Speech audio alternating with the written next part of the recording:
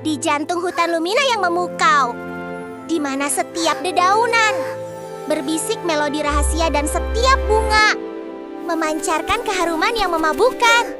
Hiduplah koloni kayu yang paling gemerlap. Di antara mereka, kilau adalah permata yang paling bersinar. Cahayanya, denyutan hangat berwarna kuning keemasan dari ujung tubuhnya, selalu menjadi yang paling terang, membimbing temunya dalam tarian malam yang mempesona di bawah kanopi bulan. Ia sangat bangga akan cahayanya, seringkali berputar dan berpilin, menciptakan jejak cahaya di udara, mengagumi pantulannya di embun pagi. Namun, takdir memiliki rencana lain. Suatu malam yang berangin, di tengah permainan, petak umpet di antara ranting-ranting, pohon willow yang bergoyang, embusan angin nakal yang tiba-tiba datang menerpanya. Angin itu bukan angin biasa. Ia membawa serta partil debu bintang yang entah dari mana, mengganggu keseimbangan cahaya kilau dalam kepanikan. Saat ia terhuyung dan berputar, ia merasakan sensasi aneh yang dingin dan kosong di bagian belakang tubuhnya. Cahayanya, denyutan lembut yang menjadi esensinya, padam. Gelap, bukan hanya gelap di sekelilingnya, tapi gelap di dalam dirinya. Ia mengepakkan sayapnya dengan panik, mencoba sekuat tenaga untuk menyalakannya kembali, memohon kepada bintang-bintang. Tetapi tidak ada yang terjadi. Kegelapan total. Kilau sendirian tersesat di antara hutan yang seharusnya menjadi rumahnya. Dan tanpa cahayanya, ia merasa lumpuh dan putus asa. Dunia yang tadinya penuh cahaya dan warna, kini terasa dingin dan tak berujung. Bingung, kedinginan, dan dihantui rasa malu. Kilau terbang tanpa arah menabraki dondon lebar dan rating tipis setiap kali ia mendengar bisikan riang kayu naik di kejauhan. Ia menciutkan diri, menenggelamkan dirinya lebih dalam ke dalam bayangan. Bagaimana ia bisa menunjukkan dirinya tanpa cahaya? Ia adalah kayu yang tidak bersinar. Perasaan terisolasi menggerogoti hatinya. Akhirnya, kelelahan menguasainya, dan ia mendarat dengan lesu di kelopak bunga fuchsia raksasa yang lembut. Kelopak-kelopak itu tampak seperti bantal beludru di kegelapan. Di sana, di antara keharuman bunga yang menenangkan, ia bertemu dengan Luna, seekor kupu-kupu tua dengan sayap beraneka warna yang telah memudar oleh waktu, namun masih memancarkan keanggunan. Mata Luna yang seperti mutiara kelabu menatap kilau dengan kebaikan yang mendalam. "Mengapa kamu murung, kunang-kunang kecil? Cahayamu yang terang hilang, tetapi kegelapan yang mengelilingimu tidak dapat menyembunyikan kesedihan di matamu," tanyanya lembut. Suaranya seperti desiran sutra. Kilau merasa sedikit berani karena kehangatan Luna. Menceritakan kisahnya, air mata berlinang di matanya yang besar, membasahi kelopak bunga. Luna mendengarkan dengan sabar, menganggukkan kepalanya sesekali. Ketika kilau selesai, Luna tersenyum hangat. Senyum yang memancarkan kebijaksanaan dan ketenangan. "Cahayamu mungkin padam, kilau, tetapi hatimu masih bersinar. Itu adalah cahaya yang jauh lebih penting daripada yang bisa dilihat oleh mata. Untuk menemukan kembali kilauanmu, kamu harus melakukan perjalanan ke pohon cahaya abadi. Ia tumbuh di jantung Lembaesh, di ujung hutan Lumina. Hanya di sana, di bawah kanopi dondon bercahaya dan akar yang terjalin dengan energi kuno, kamu akan menemukan apa yang hilang, kata-kata. Luna adalah bisikan harapan yang menembus kegelapan kilau, menanamkan benih keberanian dalam hatinya yang kecil. Dengan secercah harapan yang ditanamkan oleh Luna, kilau memulai perjalanannya. Utang, Lumina yang dulu ia kenal kini terasa asing dan menakutkan tanpa cahayanya sendiri. Setiap bayangan tampak lebih dalam, setiap suara lebih mengancam. Ia harus mengandalkan indera lainnya, meraba jalan di kegelapan, mendengarkan bisikan angin, dan mencium aroma bunga untuk membimbingnya. Tantangan pertamanya adalah sungai Perak, aliran air yang berkilau di bawah cahaya bulan. Tetapi bagi kilau yang tak bercahaya, itu adalah jurang yang gelap dan deras. Ia melihat kayu lain melintasinya dengan mudah, melayang di atas percikan air. Cahaya mereka minari di permukaan. Kilau tahu ia tidak bisa terbang melintasi sungai selebar itu tanpa panduan cahayanya. Saat ia duduk di tepi, putus asa. Seekor capung tua dengan sayap transparan yang berkilauan mendekatinya. "Mengapa kamu diam di sini, kunang-kunang kecil?" tanya capung itu, suaranya berderak lembut. Kilau menjelaskan dilemanya. Capung itu bernama Sayap Air tersenyum. "Jangan takut pada kegelapan, tetapi belajarlah untuk menggunakannya. Aku akan membantumu. Ikuti desiran sayapku dan percayalah pada angin dengan hati-hati." Kilau menempel di punggung Sayap Air dan bersama-sama mereka melintasi sungai Perak. Kilau merasakan busan angin dan cipratan air. Tetapi ia berpegangan erat, mempercayai Sayap Air yang baik hati. Itu adalah langkah pertama yang sulit, tetapi ia berhasil. Setelah melintasi sungai Perak, Kilau mengucapkan terima kasih kepada Sayap Air dan melanjutkan perjalanannya. Ia kini berada di bagian hutan yang lebih tua, di mana pepohonan menjulang tinggi seperti menara kuno, dan akar-akar mereka yang tebal dan keriput terjalin menjadi labirin yang rumit di tanah hutan. Udara di sini terasa lebih berat, dipenuhi aroma lumut dan tanah basah. Tanpa cahayanya, Kilau kesulitan menemukan jalan. Setiap belokan terlihat sama, setiap bayangan membingungkan. Ia merasa semakin kecil di antara raksasa-raksasa itu. Kebingungan dan keputusasaan mulai merayapi hatinya lagi. Saat ia hampir menyerah, ia mendengar suara gemerisik lembut dari balik akar besar. Seekor kumbang tanah yang kokoh dengan cangkang mengkilap, bernama Cangkang Baja, sedang sibuk mengumpulkan poten jamur. Cangkang Baja adalah penjelajah ulung di bawah tanah. "Kamu tampak tersesat, kunang-kunang kecil," kata Cangkang Baja. Suaranya berat dan mantap. Kilau menjelaskan bahwa ia mencari pohon cahaya abadi tetapi tersesat di labirin akar. Cangkang Baja mengangguk. "Aku tahu jalan itu. Ikuti aku dan perhatikan jejak kakiku.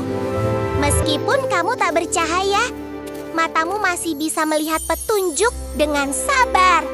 Cangkang Baja memimpin, merangkak di antara akar-akar, menunjukkan selasa tersembunyi dan jalan setapak yang nyaris tak terlihat.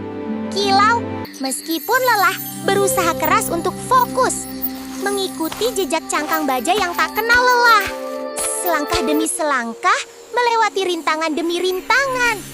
Setelah berhasil melewati labirin akar kuno berkat bantuan Cangkang Baja, Kilau kini dihadapkan pada rintangan yang paling menantang, gunung berlumut. Gunung ini menjulang tinggi di hadapannya. Puncaknya diselimuti kabut tebal, dan lerengnya ditumbuhi lumut hijau tua yang licin dan rimbun. Tidak ada jalur yang jelas, dan angin di sana bertiup kencang, membawa serta suara aneh yang membuat bulu kuduk Kilau berdiri. Ia tahu pohon cahaya abadi berada di balik gunung ini. Tetapi mendaki tanpa cahayanya sendiri terasa seperti misi bunuh diri. Saat Kilau menatap ke atas dengan gentar, ia melihat seekor laba-laba besar namun ramah, dengan kaki-kaki panjang yang cekatan, sedang merajut jaringnya di antara bebatuan. Laba-laba itu bernama Penenun Bintang. Merasakan kehadiran Kilau, "Kamu terlihat seperti akan mendaki gunung berlumut," kata Penenun Bintang. Suaranya lembut dan berirama. Ini adalah jalan yang sulit, terutama bagi mereka yang kehilangan penerangan. Kilau mengangguk, menjelaskan tujuannya. Penenun Bintang tersenyum. "Aku tidak punya cahaya untuk diberikan, tetapi aku bisa menciptakan jalan. Aku akan merajut tangga dari jaringku. Satu simpul pada satu waktu yang bisa kamu pijak. Kamu harus percaya pada langkahmu sendiri dengan ketekunan luar biasa." Penenun Bintang mulai merajut jaring yang kuat dan elastis, membentuk tangga darurat di lereng gunung. Kilau dengan hati-hati dan penuh keberanian mulai mendaki satu demi satu langkah.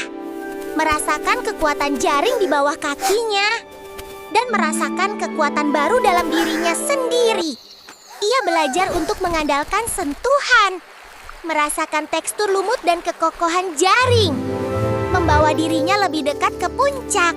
Setelah pendakian yang melelahkan di gunung berlumut, Kilau akhirnya mencapai puncaknya dan mulai menuruni sisi lain. Kabut birar menipis dan di bawahnya terbentang pemandangan yang aneh dan memukau. Lembah Eko, lembah itu dipenuhi dengan formasi batu yang menjulang tinggi, masing-masing dengan bentuk unik yang menyerupai patung-patung kuno. Dan suasananya sepi, hanya diselingi oleh gema samar dari suara yang bahkan tidak dapat Kilau identifikasi.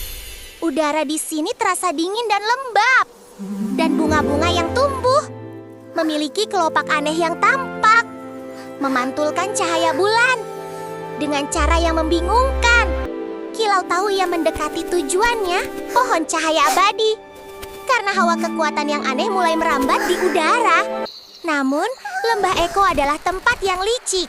Setiap langkahnya menciptakan gema, dan kadang-kadang gema itu terdengar seperti bisikan mengejek atau raungan menakutkan, membuat Kilau ragu dan cemas. Ia mulai merasa takut sendirian di tempat yang begitu sunyi dan penuh ilusi suara. Saat ia merasa hampir menyerah lagi, ia merasakan getaran halus di tanah.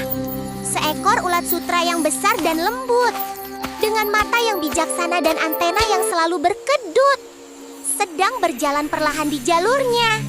Ulat itu bernama Penuntun Gema.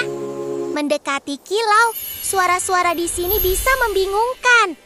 Kunang-kunang kecil, kata Penuntun Gema dengan suara yang tenang dan berirama. Tetapi jangan biarkan mereka menyesatkanmu. Ikuti getaran tanah dan aku akan membimbingmu. Penuntun Gema mulai merangkak, mengeluarkan benang sutra tipis yang memantulkan sedikit cahaya bulan, menciptakan jejak yang bisa diikuti.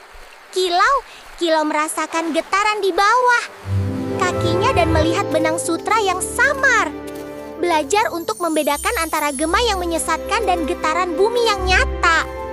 Ia merasakan keberanian yang tumbuh dalam dirinya saat ia terus maju, dipimpin oleh teman barunya. Setelah melalui lembah Eko yang penuh gema, Kilau akhirnya merasakan udara berubah.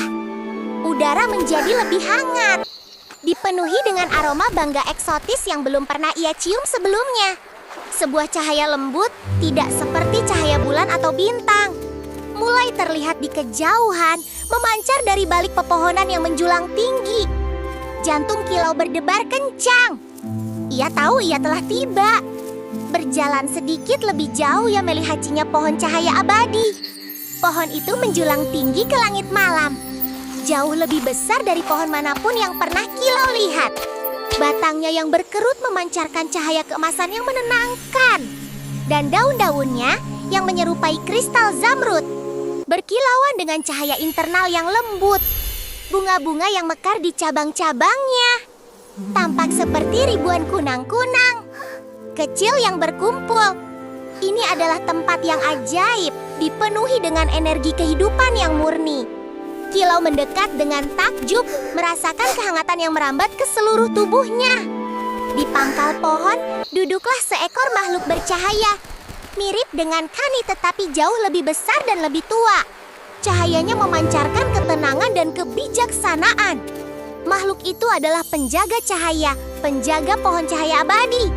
Kilau mendekati penjaga cahaya dengan penuh hormat. Saya Kilau, kunang-kunang yang kehilangan cahayanya, katanya. Suaranya dipenuhi rasa putus asa yang tersisa. Saya telah melakukan perjalanan jauh untuk mencari tahu bagaimana cara mendapatkannya. Kembali, penjaga cahaya tersenyum. Senyumnya sama lembutnya dengan cahaya yang dipancarkannya. Kamu tidak pernah benar kehilangannya. Kilau, cahayamu bukanlah sesuatu yang bisa padam oleh angin atau hilang di kegelapan. Cahaya sejatimu berasal dari dalam dirimu. Penjaga cahaya mengulurkan tangannya yang bercahaya ke arah Kilau. Saat Kilau menyentuh tangan itu, ia merasakan gelombang kehangatan yang luar biasa membanjiri dirinya. semua perjalanan yang ia lalui, semua rintangan yang ia atasi, semua teman yang membantunya, semua ingatan itu berkelebat di benaknya. Ia mengingat keberaniannya saat melintasi sungai Perak, ketekunannya di labirin akar-akar kuno, kekuatan barunya saat mendaki gunung berlumut, dan fokusnya di lembah Eko. Tiba-tiba, ia merasakan denyutan lembut, bukan di ujung tubuhnya, melainkan di hatinya. Denyutan itu semakin kuat dan kemudian, dengan ledakan kebahagiaan yang tak tertahankan, cahaya di bagian belakang tubuhnya kembali menyala, lebih terang dan lebih stabil dari sebelumnya. Kali ini, cahayanya tidak hanya memancar dari tubuhnya, tetapi juga dari matanya, memancarkan kedalaman dan kebijaksanaan. Kilau menyadari bahwa cahaya yang hilang itu bukanlah sesuatu yang ia cari secara fisik, melainkan sesuatu yang ia bangun kembali dari dalam melalui setiap langkah keberanian dan setiap bantuan yang ia terima. Cahaya sejati adalah tentang ketekunan, persahabatan, dan kepercayaan pada diri sendiri. Dengan cahayanya yang baru ditemukan, Kilau tahu ia siap untuk pulang, membawa serta pelajaran berharga dari perjalanannya yang tak terlupakan.